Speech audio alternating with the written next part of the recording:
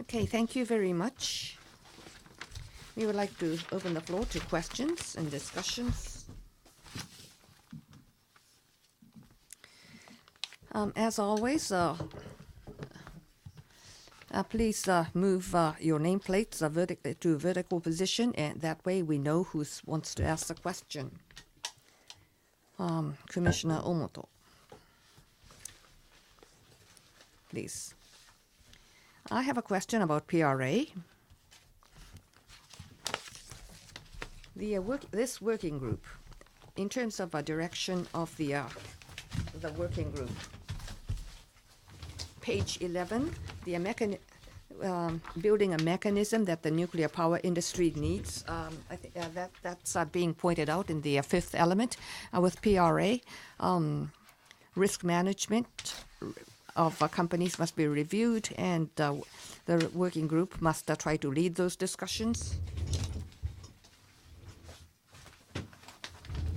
And I think NEI has been touching on page 10 and page 11 of the slides, and NEI plays a role of coordination. And on page 11, you issue peer review guidance, and you provide interface with the regulatory. In the case of Japan, in terms of the working group, the function to review and lead. In terms of this, I mean, can you tell us about the mechanism of how this is performed? Who is reviewing and who is leading? Or perhaps this is part of the coordination of NEI, and that already covers the review and leading that we talk about in this working group. Please. Sure. In the 90s, when we started applying the insights from our PRA's two different regulations, EPRI developed a PRA applications guide that we had a big role in putting together, and the NRC established a regulatory guide for how to make changes to the licensing basis of a plant. So there's two aspects of the leadership role we played here. One was, how do you ensure that the model you're using to support the application is technically adequate? There's many ways to do that. You could submit your model to the NRC and let an NRC person review the model. And maybe 4 years later, they might determine that it's technically adequate. And then what about the other 65 licensees or sites? So that was not practical. So we decided that we needed our own process and the standards development organizations, ASME and ANS, also played a role in this, to establish standards for a level 1 model, a level 2 model, fire protection model, a seismic model, that we could use in a peer review to review the models of the licensees. So we developed the guidance for how to do the peer reviews. It was coordinated by the PWR and BWR owners groups. Each owners group had a risk committee, and all the PRA practitioners were really parts of those owners group committees, and they would coordinate which group of experts went to a site for, I think it was a week or two, to do the peer review, and then take another month to publish a report on what they found during the peer review. So we had training sessions for the peer reviewers. The owners groups coordinated the personnel who would go. We discussed it with the chief nuclear officer so that they knew why we were doing this, why we needed to do it if we wanted to make improvements at the plants. You had to have this question about the technical adequacy of the models addressed. The second part was the actual application guidance. What is the methodology I need to use to change my allowed outage time from 72 hours to 14 days, or from 1 day to 4 days, or from 1 quarter to every year. So we had to develop the guidance for how to do that. And so I think for the technical specifications, there were 7 different areas that we developed guidance for. We developed the in-service inspection guidance. We developed the integrated leak rate testing guidance. And we drafted that using a task force of utility experts. We provide the guidance to the NRC as a draft for comment. We meet with them over the course of months to address their comments to the point where they could endorse our guidance, hopefully without any exceptions, in a regulatory guide, so everything's on the table, transparent, public. Even the peer review results were reported on the docket of that licensee. So that's what it took to get these applications going in the 90s, and I think they've been very successful. I think where we've bogged down a little bit, quite frankly, is as the applications get more challenging. For example, if I want to change the large break LOCA requirement from the biggest pipe to something smaller that has a greater likelihood of breaking, I need a whole different application of my model. And the technical rigor of my model may need to be better as well. So the more serious or significant the requirement you're trying to change, the more scrutiny is given to the PRA. And I think one thing to be careful of here, and not make maybe some of the same mistakes that we made, is we start getting into a level of granularity with the numbers. And if you want to be risk informed and not risk based, because there's no difference between, I'll say, 9 times 10 to the minus 7th and 1 times 10 to the minus 6th. But that might be a threshold for some action.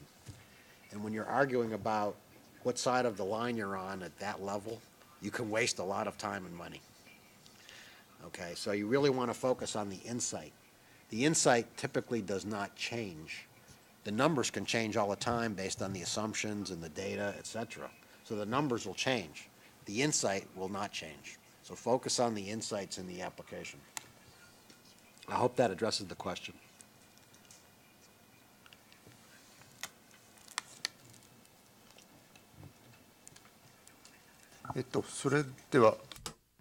Thank you very much. Next, Commissioner Matsuura, please. Thank you very much.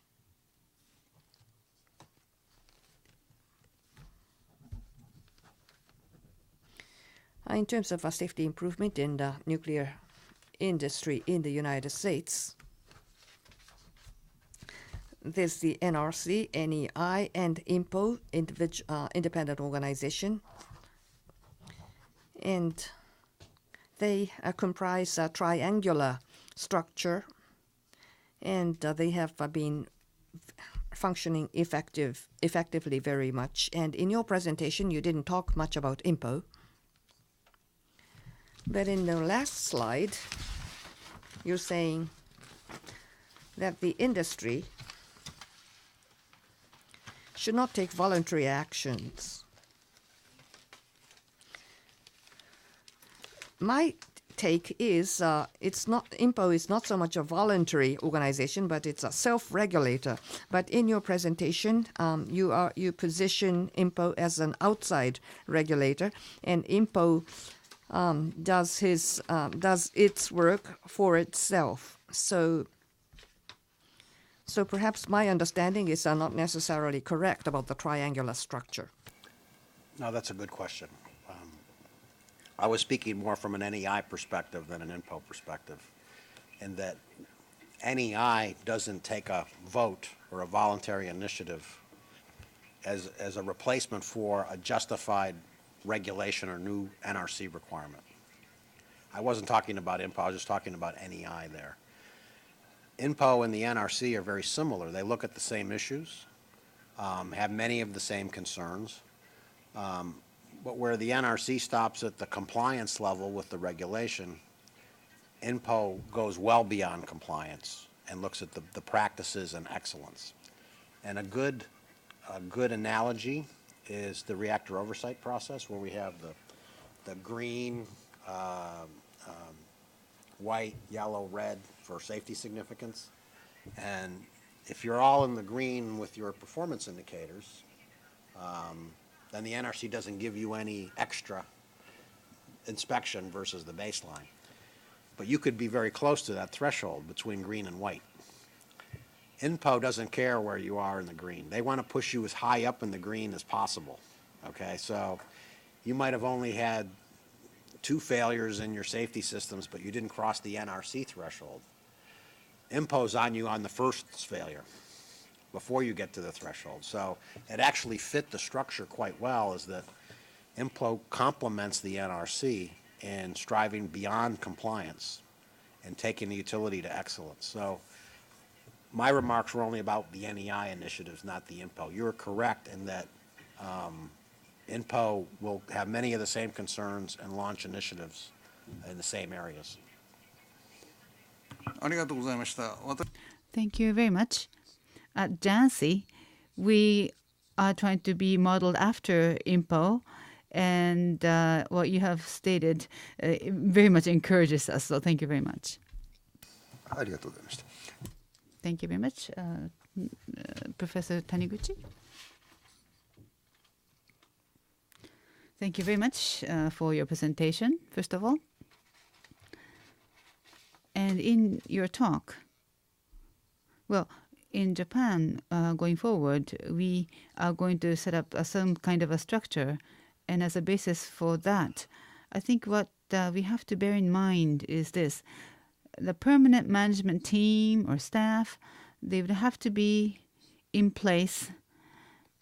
That's very important, I think, because in order to continuously take leadership, the permanent staff or permanent human resources would have to be developed. And I think that is not, because we tend to have people on loan from all these different organizations and try to set up an organization. But I think you have to have permanent staff and try to nurture them, foster them. I think that's very important. And I think that is something that you have done in the history of NEI. And I think it's very important. We should bear that in mind always. Another point, at NEI, you provide an objective analysis and technical basis. And in that regard, you have a relationship with the EPRI. And I think when we set up a structure, we also need to put together an organization that we can rely on technically. So I think those are very 2 important insights that you provided for the future in Japan.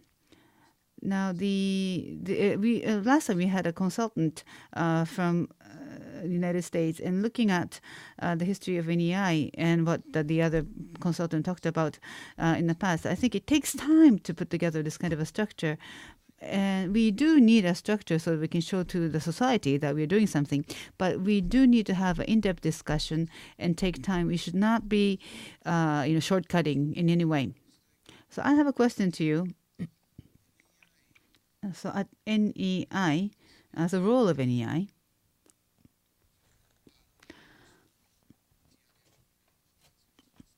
you make use of PRA and so on, but in the case of emergencies or crises or severe accidents, you will have a certain preparedness or make commitments for supporting certain organizations in times of a crisis. So, of course, NEI would not be the first responder, but in the process of recovery, what is the role of NEI for that utility to recover? Can you show us some examples of what you can do? Well, for example, there was the accident at Fukushima.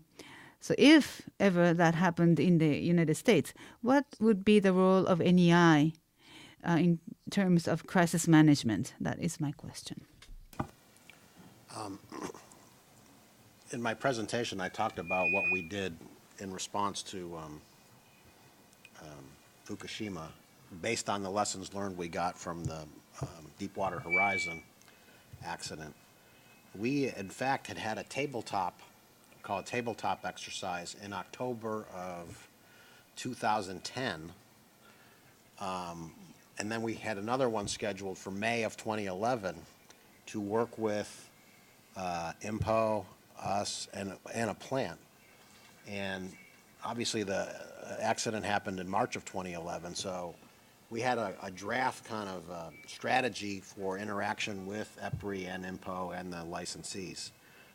Following the event in March of 2011, we redrafted that coordinating document between IMPO, NEI, and EPRI on the roles, who does what, et cetera. And we still have a Fukushima Response Steering Committee that has the three organizations represented, as well as many chief nuclear officers from around the industry. So part of what we're doing in our response now is off-site support centers. Those are run by a third party that's contracted by the licensees.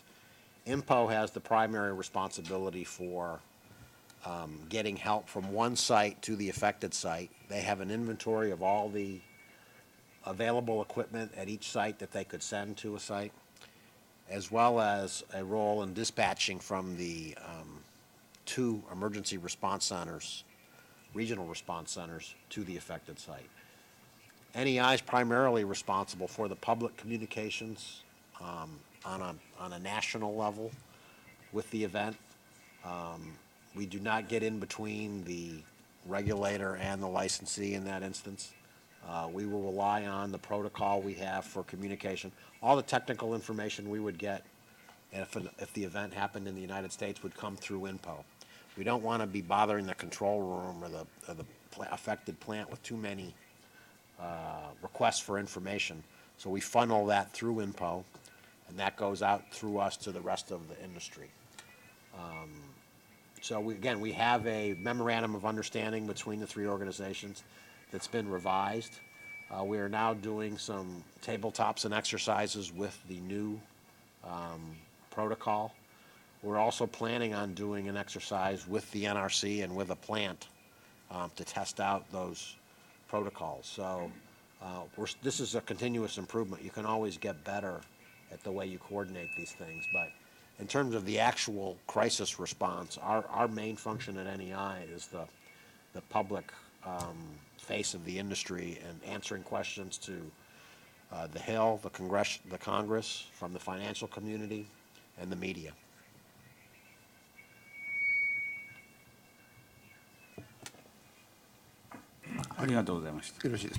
Thank you very much. Now, Mr. Yamaguchi, thank you very much for your presentation once again. I have two questions to you. One, slide 11. You talked about the revision of a text spec, or you have some specific examples. So as you cite here,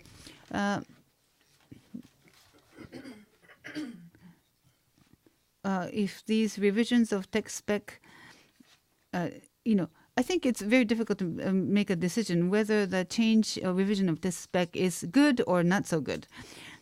So I think, well, listening to what you have said, you said that there's a common goal that you share. And that, I thought, was a very important point, sharing the same common goal. And you also talked about transparency, and this again applies here. So first of all, about the common goal. You talked about it when you talked about building trust. So when you say common goal, do you sort of prescribe or predetermine or predefine what the common goal is? Or in the process of your activities, you have eventually accumulated something that led to a common goal? So how do you build or develop this common goal? That's one question I have.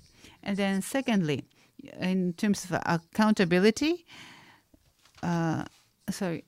transparency. You said that if it's not clearly understood by the people, then it's not transparent. I think that's the context with which you were talking. So if the tech spec is revised and if a PRA is used, it's very difficult to determine what the result or the outcome of the revision of the tech spec may be. And is PRA used to provide transparency? Well, so common goal and use of PRA to maintain accountability or transparency. Those are the two questions that I have for you. We start first with the common goal. The common goal is show that safety is enhanced by the action that you take. Okay?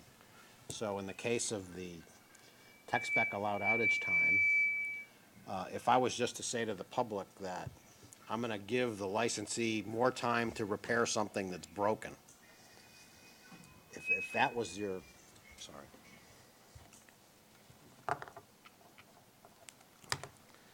If I was going to give the licensee more time to repair something that's broken, well, how can that be in the interest of safety, right?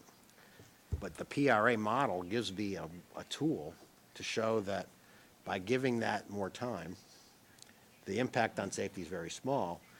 If I had to shut down the plant to fix it and restart, I may incur more risk in the transients associated with the shutdown and startup of the plant than staying at steady state. So the PRA gives us a basis to show that safety is maintained. I improve the material condition of the plant in a more timely way, and I make that system more reliable going forward. Those are things that I can communicate to the public without having to show them all the fault trees on the model. The NRC, I have to show the fault trees, okay, to prove my point. So it's the way you communicate about the change you're making and how it improves safety that's important. The PRA helps you do that, but you have to be careful that the PRA can seem like a black box to many people that's not transparent. So you have to talk about the insights you get in a very understandable way to support the change. So that's where the transparency comes in. I mean, the request to change a licensee's tech specs is done on the docket.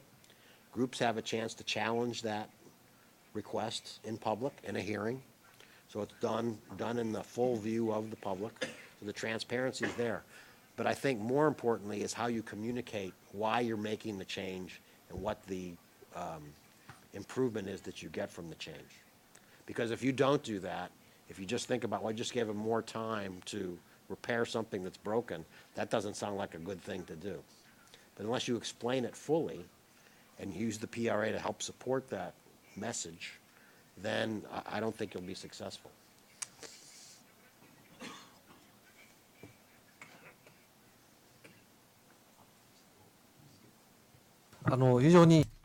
It's very clear. Thank you very much. Now, so in doing that, so the common goal, again, that you talked about,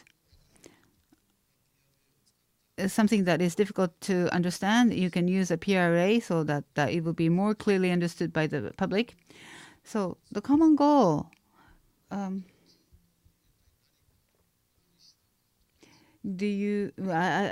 feel that you need something available so that we can set the common goal. Well, you talked about the performance indicators, and there was a certain resistance initially by the NRC. So there may be a resistance, but still, by introducing it, some positive things can result. So by sharing, so how do you share a common goal? How, what's the approach to having a shared common goal? I think you start at a high level first, right? Safe, reliable generation of electricity to help your citizens. Okay, that's something everyone can get behind, right? Whether it's from nuclear, from coal, from wind, from solar. You want safe, reliable generation. I can make the argument that nuclear does that as well or better than those other sources do, okay? If I look at the capacity factors of nuclear in the U.S., our biggest member, Exelon, has a 94% capacity factor for their 20 units in 2013. The industry average is about 90%, okay? The coal plants don't run that well. They're 70%. The solar plants are about 10% reliable, and the wind about 20%. So those aren't base load, 24-hour, 7 days a week generation sources. So you have to put this all in context and not just look at the risks of nuclear by itself. You have to put it in a societal context that explains why you're doing this, why it's important, what the value from it is, and in the broader terms. If you just try to look at nuclear in a very narrow way, you're going to talk about radiation, you're going to talk about waste, and you're going to talk about the risk of accidents. You have to have a broader context to explain why nuclear is important and the value you get from it in terms of electrical generation. はい、大変よく Thank you very much. That's very clear. I think there's a tendency for us to delve into the tech spec, but I think your speech was very insightful. Thank you very much. Thank you very much. Dr. Kirimoto, please. Thank you. My question, it has to do with NEI representing the industry, tackling common goals, common issues. So they're the primary interface vis-a-vis NRC. So the position or the having that function, I think there are lots of problems that you run into, or, I mean, essentially, how do you establish your function? Now, this is very broad, but very essential. So the industry, the utilities or EPRI, or I think they bring technology to you, and the promising technologies get put together and made into a proposal to the NRC. Newmark was established in 1988, so 10 years difference from IMPO. So up until then, I mean, did the utilities discuss independently? I mean, so was the organization established because the utilities needed a single point of contact, a single point of interface. But again, you have, the other point is you have 120 people who are permanent employees and 5-6 people who are loaned. And, when you try to represent the industry, I think there's a need for the industry to recognize NEI as their representative. So I think in that sense, you need really strong leaders, strong members from the industry, because, NEI is not part of them. So I'm thinking that perhaps there could be some perception that the NEI is running their own course rather than representing the industry. So if we try to bring together some people to make Japanese NEI, I'm just thinking that I'm concerned about how it would function. To position the new organization as a partner in terms of with a lot of expertise and a strong partner for the industry. So what are some of the things that the NEI has done? Yeah, well, first of all, I like your question. My initial response is it's not easy. Okay, it's not easy. It starts with the leadership of the industry itself at the CEO level. Newmark and ANAC and USCEA were formed because the chief executives in the industry who were responsible for nuclear power in the United States decided that they needed these organizations to help them in Washington. They picked people to run those organizations that had credibility to begin with. The first president of my organization, Newmark, was Byron Lee. He was a senior vice president at Commonwealth, responsible for a dozen nuclear units, well known within the industry. He was maybe 5 years from retiring from Commonwealth Edison, and he was pulled out of that organization and made the president of Newmark. So you took a person who had very, very high standing, credibility, both in the utility industry as well as with the regulator. So you got to start with the people at the top who have the knowledge, experience, relationships, credibility to form that organization. And I can tell you to this day, he was still the most important person in my career to get me started and recognize why this was a good thing to come and work in Washington and do what we do. Now, more to the specifics about how we do it. Sometimes we call what we do, at least in my division, herding the cats. Some people say that the last thing that the utility industry in the United States agreed on was a 60 hertz cycle. That was about 50 years ago. So we are not a monolithic industry. There are different perspectives. That's our advisory structure, brings all the CEOs together, brings all the chief nuclear officers together to hash out our positions on these issues. And you try to get, do something for the greater good versus the good of one. Every working group or task force that we've ever put together, it takes a few months to get over the self-interest.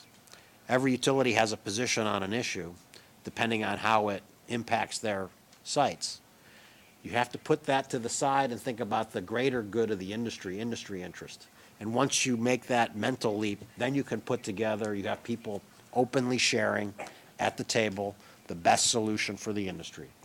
And it's a lot like how legislation is made sometimes. In Washington, you say it looks, you don't want to see the sausage being made, okay? You don't want to see how we put positions together either, because there's lots of disagreements, can get very emotional. That's where our staff has to be leaders. We have to be good leaders and be consensus builders, because these issues are very difficult sometimes and affect different companies differently. When we were talking about the filtered vent issue after Fukushima, that was mainly a boiling water reactor issue in the U.S., but the PWR people, and there's 2/3 more PWRs than BWRs in the United States, were also at the table because they knew that it's very easy to go from a B to a P when you're talking about venting containment, and that we had to pay attention and put our best people on this issue at the outset. So there's no easy way to do it. It's a lot of dialogue. It's a lot of leadership being shown at the executive levels. I think I credit our staff in Washington being sensitive to the need to develop a consensus and put our best foot forward. And then there's one thing to get our own camp aligned. We do lots of conference calls and meetings just to get alignment between the companies on what they're going to tell the NRC. Because even though NEI represents the industry, they all have their own individual visits to the regulator, and they can't be saying something different to the regulator that the industry doesn't agree on, or else we undermine our own being. So getting alignment on those issues is very difficult. It's something that I have to pay a lot of attention to, that when we do interact with the commissioners and the staff, that we align the industry so they know that they can't kind of work around us and by one licensee by one. So it's not easy, but it's what we do. よろしゅうございましょうか。はい。 Thank you. Thank you. I think there are 3 questions, but we're pressed for time. So in the interest of time, please make your question very short. Mr. Hattori, please. Thank you very much. The point I was going to ask was has been just asked.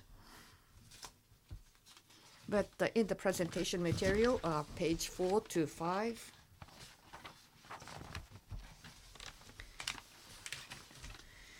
So how do you gain the recognition by the NRC that the NEI is representing the industry, and not just from the NRC, but from the general public, to gain the confidence from the general public?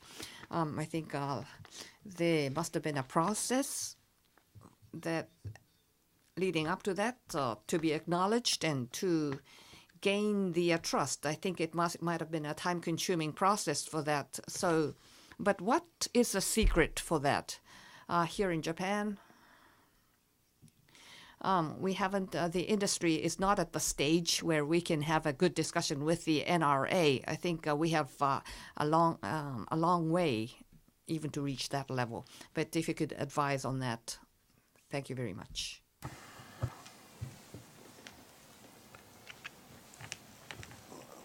So let me speak first to the public confidence part.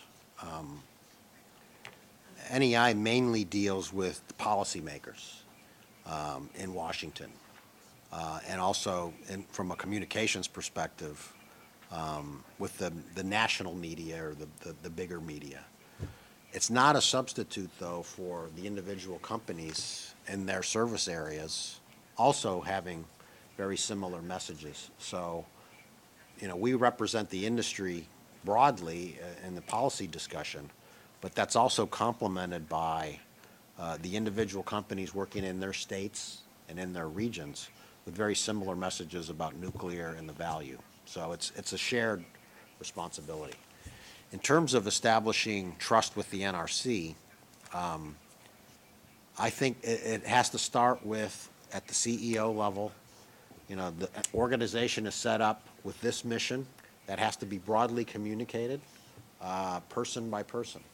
So whether it's to the commissioners of your nuclear regulatory authority, or to the people in the financial community, or to the major media in the country, you are setting up this organization. Here's its role. Here's its purpose. Here's how it complements the other things we do in the industry. And I think you got to tell the story. And then your actions following that initial rollout, I think, have to be consistent with your story. We update our story every year in New York. We go before the financial community. Our CEO, Mar Fertel, does the presentation on the state of the industry. We start developing his presentation in December to give it in February. And we use every division of NEI contributes to that presentation. And the reason we do that is because we use it, he uses it in New York with the financial community. I probably use that presentation 10 times during the year with different groups. So we have a consistent message about the state of the industry, what our priorities are, where we're going to put our focus, here's our issues, here's how we're dealing with them. So over time, the practice is established and your credibility is established when you did what you said you were going to do, right?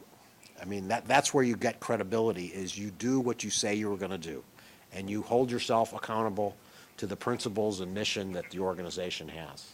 And that goes from the industry organization all the way down to the operators at the plants. So there's no easy way to do that. It took us a long time to get that established. So let me stop my answer there. Okay, next question then. I have two questions. First question. 2, 3. I think the specific aspects have already been touched upon.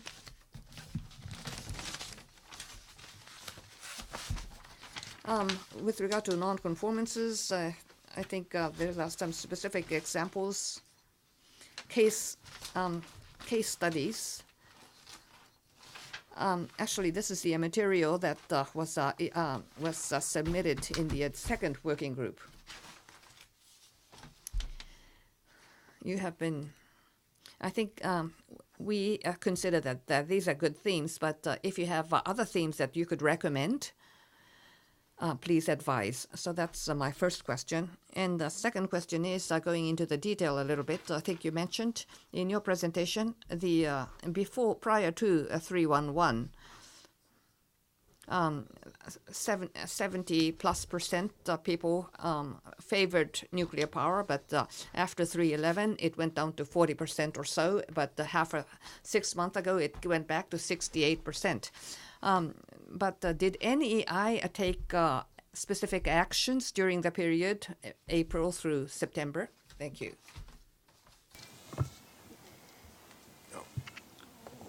When the accident started, and then for the next month, we had around-the-clock operation in a kind of crisis center where we had to bring in people to help us manage the media requests, okay? So we were doing that on a daily basis across all the different communication platforms, radio, TV, newspapers, etc. We also had several briefings of the Congress in smaller groups of congressional staff. We had individual meetings with key senators and congressmen. We had several briefings of the financial analysts. I did a conference call probably a week into the event. We set up the call. We had 600 financial analysts from around the country on that call talking about what was happening in the accident and what the implications were for the industry. I talked before about our website, and the information we were making available on our website became the go-to source for people on the Hill, people in the financial community, people in the media. So it was getting information out, making sure it was factual, making sure it was understandable, that we were speaking in plain English, okay, and trying to be as credible and transparent as we could. And I think that in part was responsible for the bounce back to public confidence. You had a second part of your question that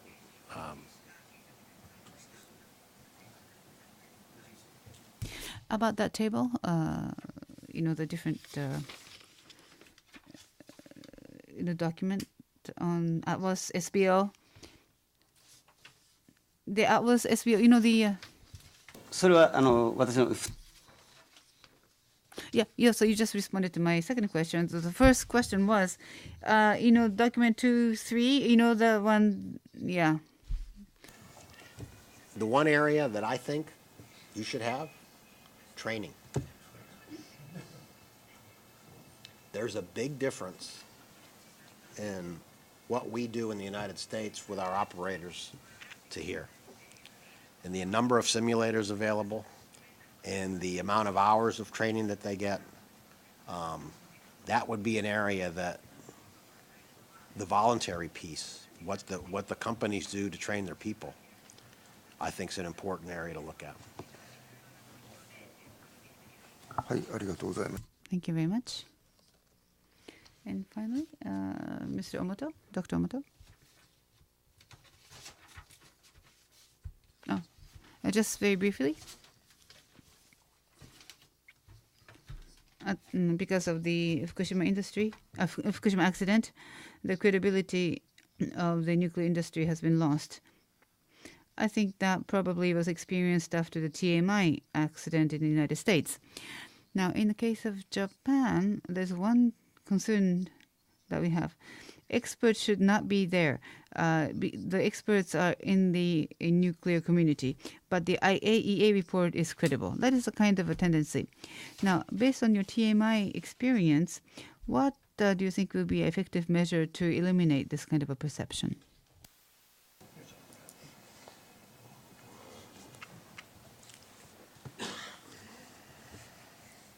There's no easy answer to that. I think, do you want people making decisions on things that don't have a technical foundation to them? I don't think that's good policy making. And I'm not saying the technical is the only input into the decision. It's not. There's the political, there's the financial, economic, environmental, and technical. You need all the people at the table.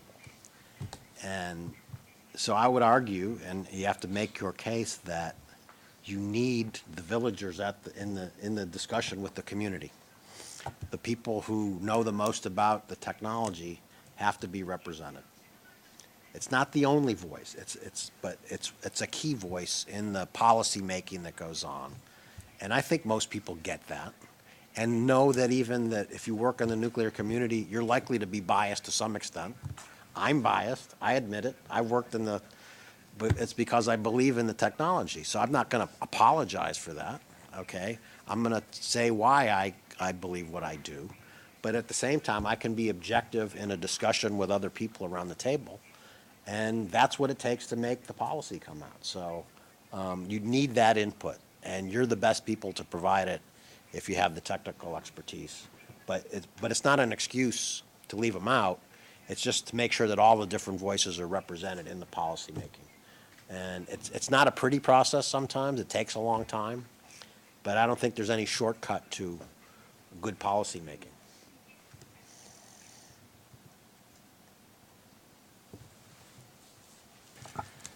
それでは Thank you very much. So, Mr. Pietrangelo, thank you very much for such an insightful presentation and discussion. We are quite a bit delayed behind our time, but we need to go to the next presentation if we may. So we want to have Dr. Sekimura to make a presentation on the research and development for advancement of safety measures. So I am going to talk about some of the challenges from the R&D perspective for enhancing safety. That is the topic that I'm asked to give. I have a very thick presentation material, but I'm going to use just the first 16 slides to make my presentation. So the first page, introduction. I think this is already taken for granted, so I'm not going to elaborate on this. But based on the Fukushima accident, we need to have a bird's eye view, and there's a need for international cooperation, collaboration, as well as competition. And based on that, it will enhance safety and also the risk governance cycle that we discussed in this working committee. The R&D would have to be put into that risk governance cycle. So some research and reports have been implemented on safety after the Fukushima accident. For example, there is Atomic Energy Society of Japan, which put together an accident report last year. And future measures have been proposed based on the assumption that it is R&D.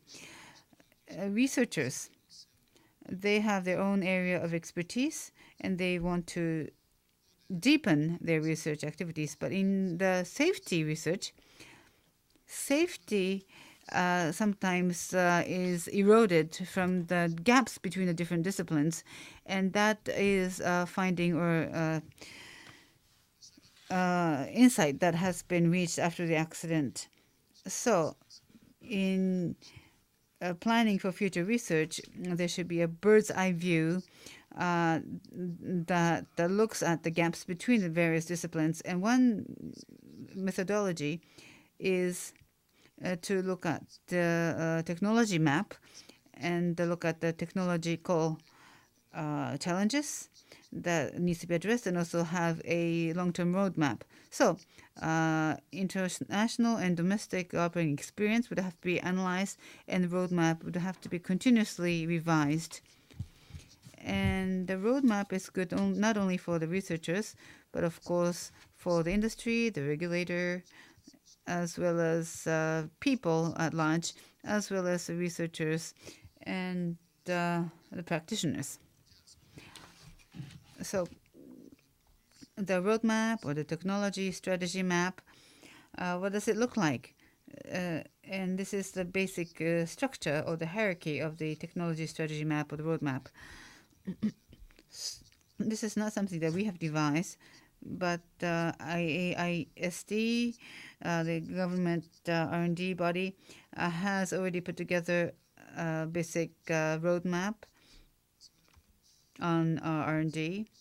So looking at that, the first layer will be looking at the needs and the social background that warrants these kinds of R&D activities. And once that is made clear, you can set goals for outcomes. That's the first layer. And then the technological challenges can be mapped. And the industry, the government bodies, a regulator, academic circles, they respectively have different roles, and they would have to be linked together in the technological map. And then the third layer is a roadmap per se. That is a more chronological map that also would have to be presented. And that should be the hierarchy of the structure of the technology strategy map or the roadmap. So based on that,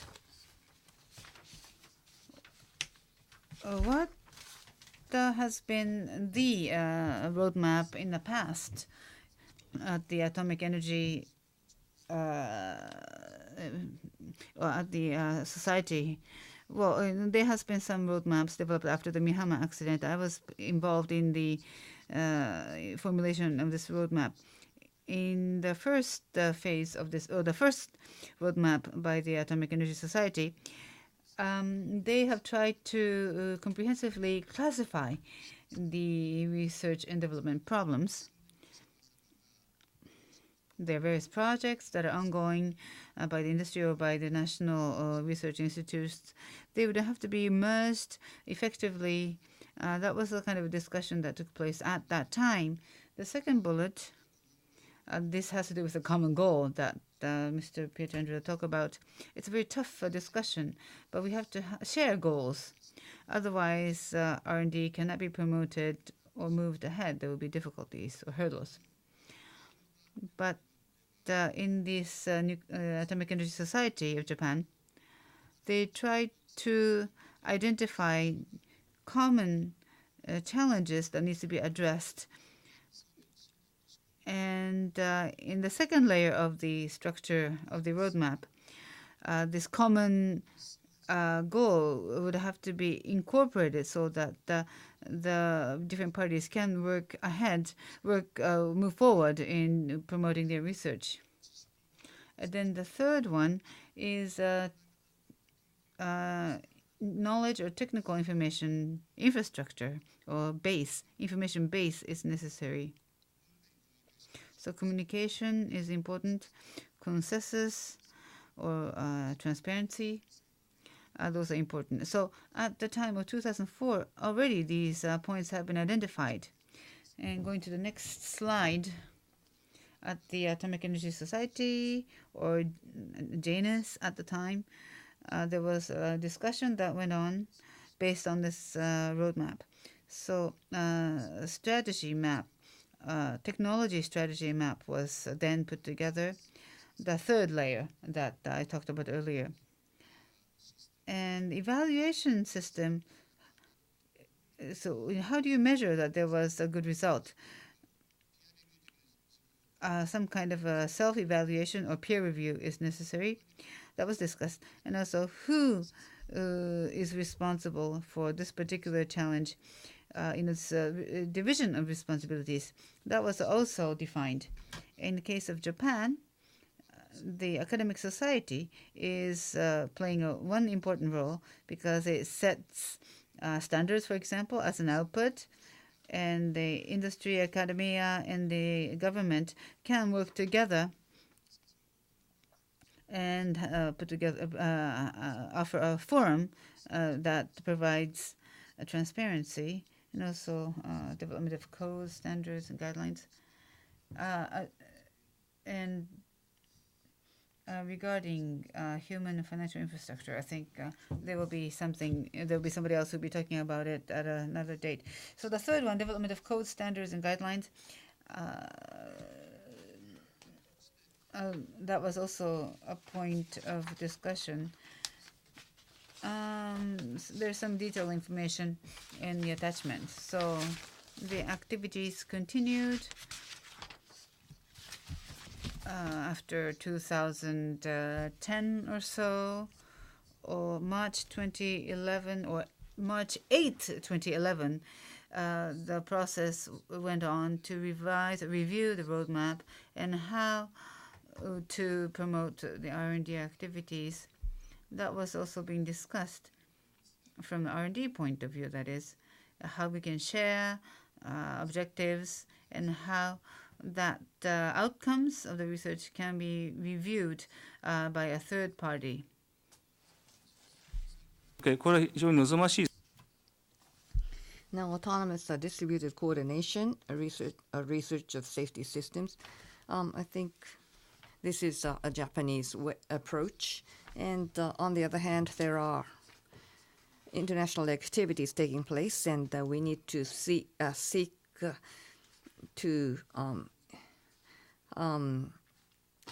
to try to find overlaps so that we can proceed more effectively. And also, it's not just about human resources in research, and we have to try to come up with training and education programs to try to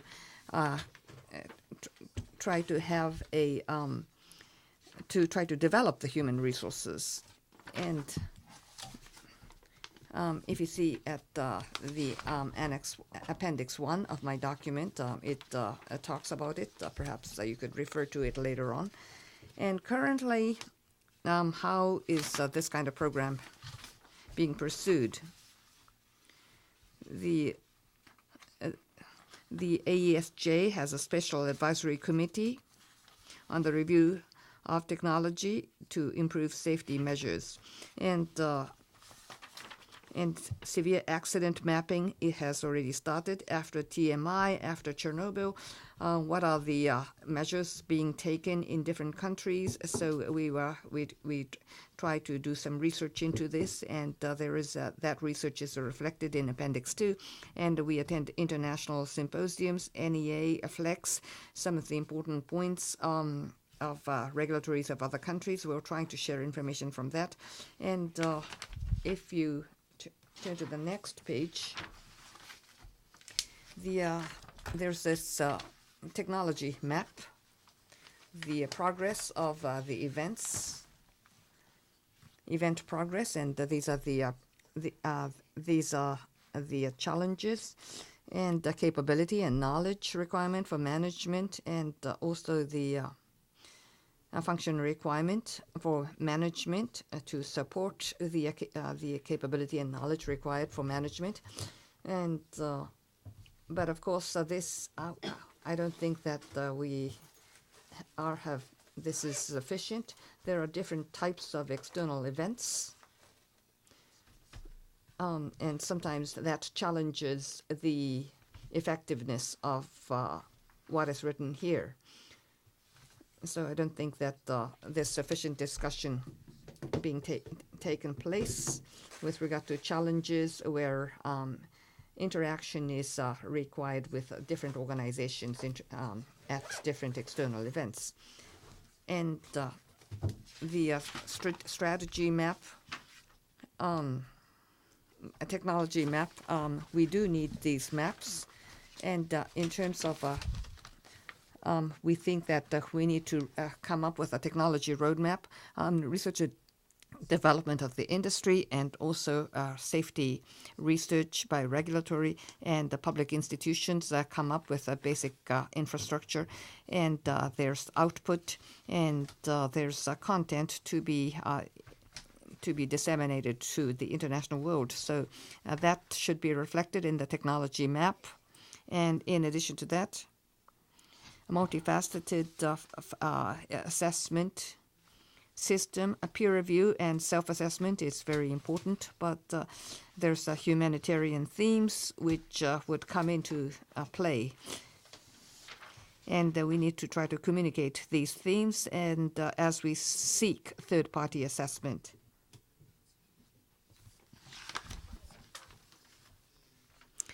And as we pursue safety research and development, it's important to try to utilize the efforts, the fruit of such as research and development in the field. So the risk management or risk government and decision making from that viewpoint. It needs to be led by the industry, and we need an organization for this. And this slide was used by Professor Taniguchi earlier. And this is a risk governance framework. And on the left, we have risk handling sphere, decision and implementation of action. And in the center, there's communication and the mechanism of pursuing research and development, not just the challenges. So we need an organization which is the Japanese version of NEI. The next page, this is about research and development in Japan. And as a perspective in terms of the research and development system in Japan, this might provide a perspective. In the industry, there are the best practices should be shared by the field and try to integrate and taking advantage of these shared knowledge. And the system on the left, compared to overseas, I think we have sufficient experiences. But in terms of peer review system, as we try to relay the outcomes towards the peer review, I think there's more to learn. I'm talking about the horizontal axis here, the peer review system. And the research and development system can be pursued by the utility or the industry or the academia or overseas institutions. That is the box on the right, the categories on the right. And this has to do with the research and development system. And the challenges that we have needs to be linked to improvement in the field, but not only that, the value needs to be shared among the general public as well as overseas. So these are the four areas which comprise this overall framework. So as the industry seeks voluntary improvement measures, it's also we also need a discussion which provides a bird's eye comprehensive discussion viewpoint, and also we need a mechanism where we can take advantage of best practices in the field. So taking those into consideration, research and development needs to take place, and I think we will be able to position ourselves in the international scheme. And based on that, we need to position the stakeholders and the division of roles, because the participants or the stakeholders would be playing different roles. And based on what we've been discussing, these players will play different roles and coordination will become necessary. And I think this is required in Japan as well.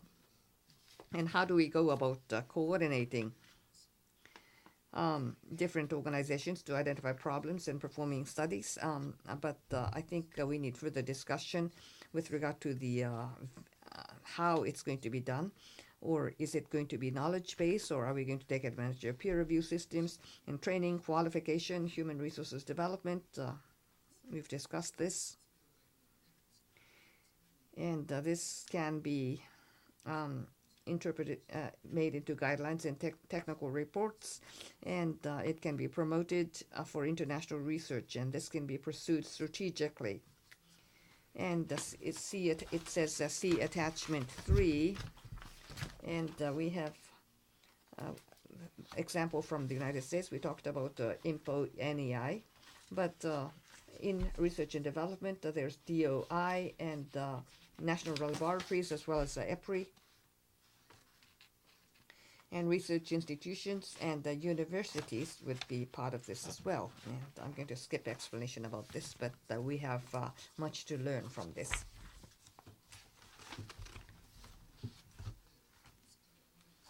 And in addition to what I've been saying, if I may talk about the front loading of research and development, which is rather difficult to explain, but the NRA has come up with a guideline for research and development. And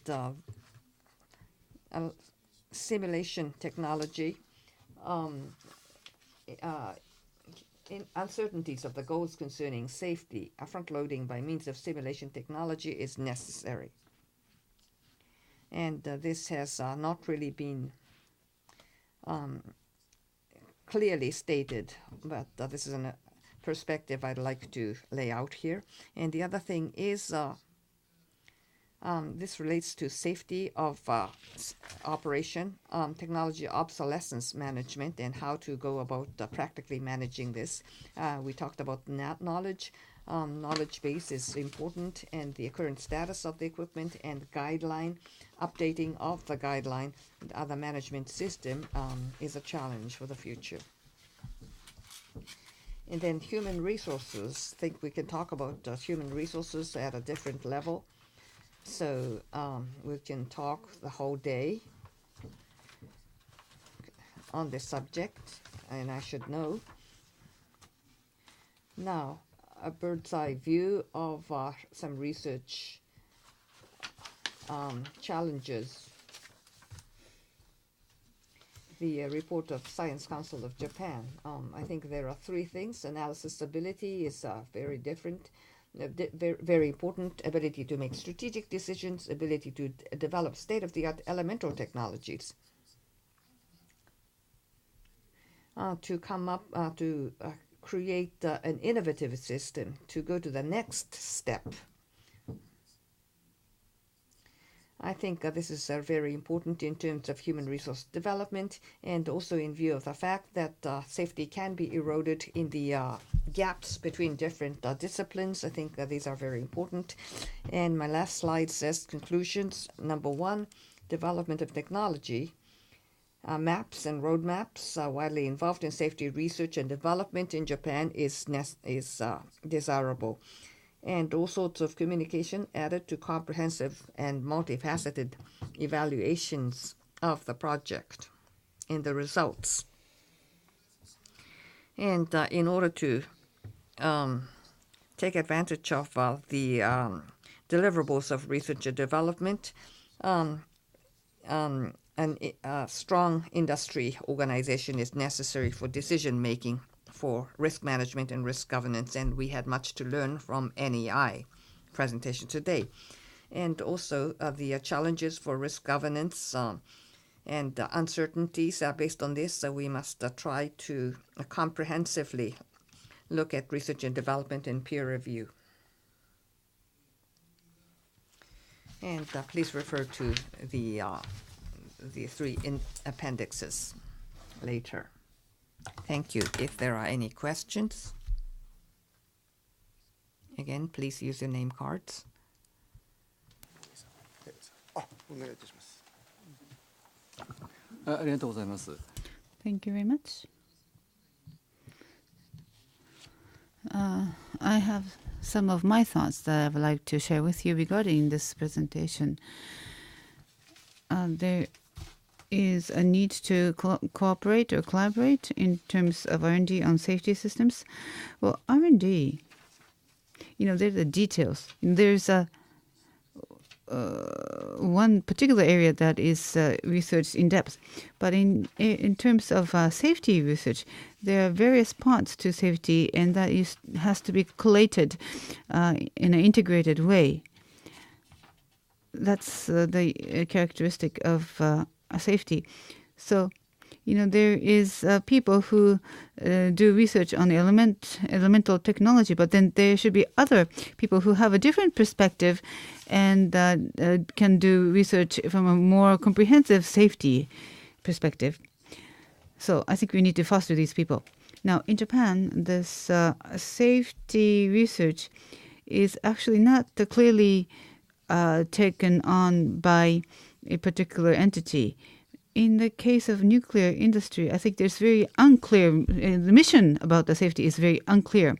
So as many research institutes as possible should, first of all, clearly identify a mission for their research activity, especially for research on safety. which entity is going to do the safety research, and what is the mission of that institution. I think that has to be clarified. So NRA, the regulator, provides a requirement, and with regards to that requirement, we have to deepen the research and development activities. So in the working group, we should also provide a proposal so that it's relevant to the promotion of a safety-related research and development. And another point I'd like to raise regarding the intellectual asset that have been accumulated, I think this is very useful for research in safety. However, unfortunately, how that should be accumulated and how that should be brushed up, that has not been done. 2 meetings ago, we talked about glass and what my experiences have been. Sometimes the technology is developed and is needed sometime later. So Adokashomura, something that was developed 20 years ago. And it was done before, but then it was not maintained as the intellectual property or asset. Therefore, you had to redo the research from scratch. So, that was a problem. Another point you mentioned is on human resources. On human resources, the universities are no longer providing a large number of human resources to the industry, or to the research community even. So it is necessary that the universities play a role in terms of supplying human resources, and we also need to provide a proposal from our working group as well. Thank you very much. Regarding human resources, I agree with you fully, and the comment that you've made later, I think this is something that we need to consider.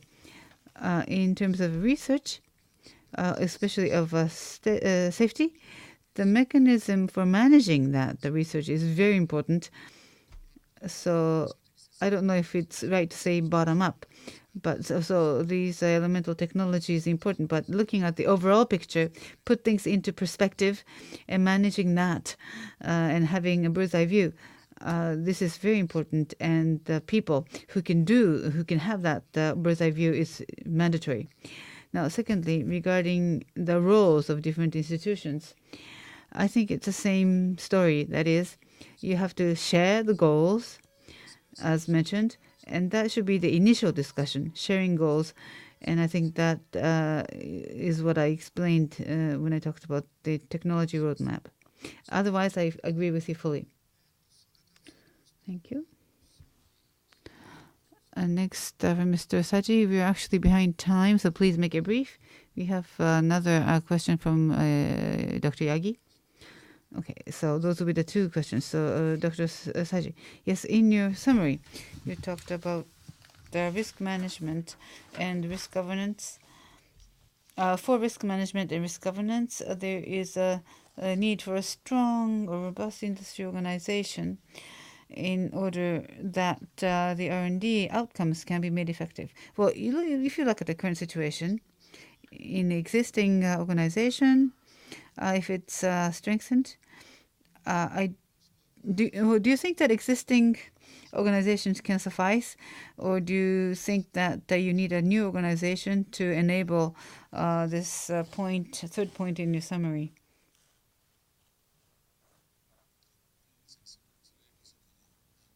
I think that is the theme given to this working group. As mentioned by Dr. Inoue, the organization that we currently have should have a sense of mission. And if that's done, then we only try to coordinate the missions. And coordinating that mission takes up half the time. And you can't really deepen the research and development work itself. So I think there's a need for a new organization and design a new organization. That is my personal opinion. Thank you very much. And then finally, Dr. Yagi, just a small comment. In the working group, you put together the summary, and when we talk about the communication, you are directing the communication to the public, which I think is important. But in the 10th slide of your presentation, the technology research should be in parallel to humanity and the sociological research. So this the structure now is engineering and then versus the public. But I think there is a lack of communication among the experts, and I think that should be emphasized more, because there's a need for third-party evaluation. And when you say third party, as was mentioned a little bit earlier, third party is not necessarily somebody that's not related to nuclear, but there will be nuclear experts, but also there will be other experts who are countering nuclear. Otherwise, it will not work as a third party evaluation team. So in the working group, I think we should emphasize this particular point even more. Thank you. On that particular point, I talk about it on the third slide. That is a proposal put together by the Atomic Energy Society of Japan. So there should be communication among the researchers, industry, regulator, as well as between the researcher and the practitioner, and also with the general public. So good communication among the different parties is important, and I agree with you. Thank you. Thank you. So thank you to Dr. Sekimura for the presentation. It is past our allocated time, so we need to close this meeting. The next meeting, as you know, on 5th of February, it will be held next week. So mechanism and also mechanism for improving safety, and also from IMPO we have Mr. Spinett, and also from EPRI, Wilmshurst, with the Vice President, and also Dr. Rezuka will be making a presentation. So there will be 3 presentations next week on February 5. And the details will be provided to you from the Secretariat. Thank you very much for your participation. And thank you very much to the 2 presentators. This concludes our 8th working group on voluntary safety enhancement. Thank you.